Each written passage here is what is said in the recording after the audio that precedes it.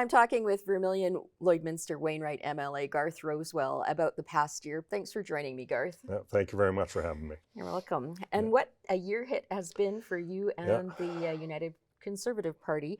You won a majority government back in the spring, and one of the things you wanted to continue working on at that time was the Alberta First Policy Committee. Yes. Can you tell me a little bit about what's been happening with that committee? There's 7 ministries that operate through that ministry. So if they have a proposed policy and or regulation that they want to either legislate or regulate, they have to bring it through that committee.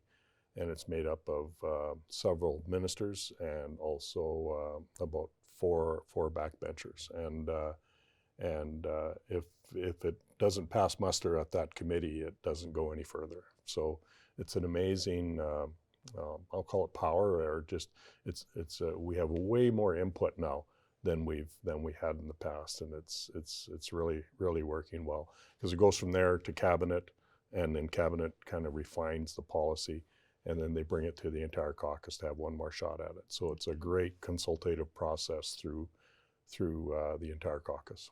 Okay.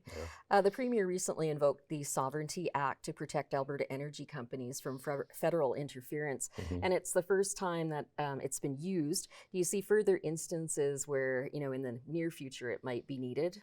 Well, possibly. It's like the Premier said, didn't want to use it, but if you're compelled to use it, then it's there. And so we've the regulations that they want to do for the clean energy regulations or reductions or whatever, it's impossible for us to do, and it's provincial jurisdiction. So the thing was set up to make sure everyone stayed in their lane. The federal government, through the power of the purse, is trying to get into our area of jurisdiction, and we just have to push back on it. Right, and speaking of that, the Premier and also Saskatchewan Premier Scott Moe attended the COP28 summit, obviously on climate, and what was the message there?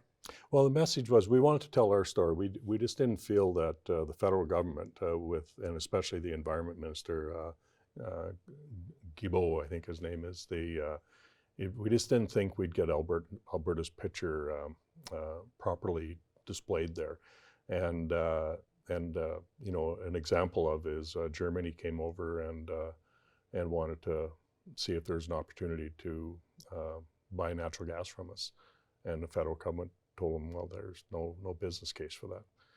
And I was over in Germany this past summer, and we went to revive that or look at other things, and we actually got the Consulate General to come and have a meeting with us in Alberta based after that meeting. And we got some opportunity there that we can maybe circumvent the federal government and do some business. We want to fund social programs and all this stuff, and we need to sell stuff that creates revenue for us to be able to do that. So, we haven't really done it in the past. Our previous energy minister, Sonia Savage, went last time. It's the first time that we had ever sent anybody, and now this time it's our environment minister and the Premier. And that's how important we think it is for us to represent our own interests, because we just don't feel the federal government is giving us a fair shake. Right. I guess locally for your constituents here and in Wainwright and Vermilion, what have the priorities been? Well, what's evolved recently is a lot of social programs. The homeless issue is fairly relevant. Sexual assault center, the Interval Home, even the B. Fisher Center. Those are all areas, we increase the income that people that work with disability people have, so that they loved the job, they wanted to do the job, but it just wasn't paying enough to keep them, and they had a lot of turnover. So we made some of those moves. We've increased funding to some of the various social services in town and around the area, and even food banks. We've for the first time ever, we put money into the food bank across the province, and local food banks got that money, and it's just a reflection of the need that's out there. So it's I think social services have become a bigger thing for me to talk about and try to help people out with Right. recently. Yeah. Yeah, well, and I guess on that topic, affordability, right? This year, everybody's talking about how inaffordable life has become. Groceries are expensive, that kind of thing. And the government has posted a fairly robust surplus. I guess, is there going to be more done around affordability for Albertans in the coming year? Well, we'll see when the budget comes. Like everyone makes their case. All the different ministries make their case for what they need and for what. We do have the way our surpluses work now. We have a framework as to what to do with it.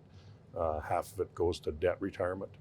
25% goes to the Heritage Trust Fund, and the rest goes into a fund that can get used for one-time items, and that'll build up over time and see how things go. So we'll see, if we have that surplus that we just talked about, which is $5.5 billion. If that pans out, then that'll be a certain amount of money, and then we can decide what to do from there and have some discretion on that part. But the overall budget, we want to you got to stay pretty disciplined, and because there's so much spending that requests that are out there, that money would be gone, and then you wouldn't have it for the future. So it's a tough balance, but I think we got a good framework that allows us to have good fiscal management in the long run. Was there anything, Garth, that you were involved in this past year that I might not have asked you about that you'd like us to know? Yeah, I've been doing some work. I belong to the Pacific Northwest Economic Region. I'm one of Alberta's representatives on there, and we started a process back in Boise, Idaho, in the summertime, and relative to economic corridors. And the main one we were promoting was Alberta to Alaska. That same organization had a meeting in Regina just in November, and we advanced that even further to the point now we have American federal and state level politicians, senators, and congresspeople that want to go up and maybe look at the potential route that this economic corridor might operate through. So that one, if we can, we've got some momentum, and these things take a long time to do.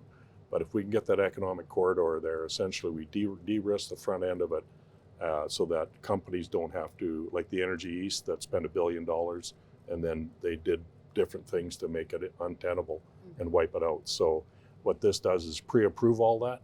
So if someone comes with a railroad, a pipeline, fiber, whatever, they can just say, okay, we're ready to go, and say, well, go ahead, it's all pre-approved, away you go. So that's what we're working towards. We've got some momentum, and it would be a great thing for Alberta if we could get her done. All right. Yep. Well, Garth, I don't have any other questions for you. Thanks so much for your time today, and have a great holiday. Okay, well, thanks for the invite. Yeah, you're welcome. Yep.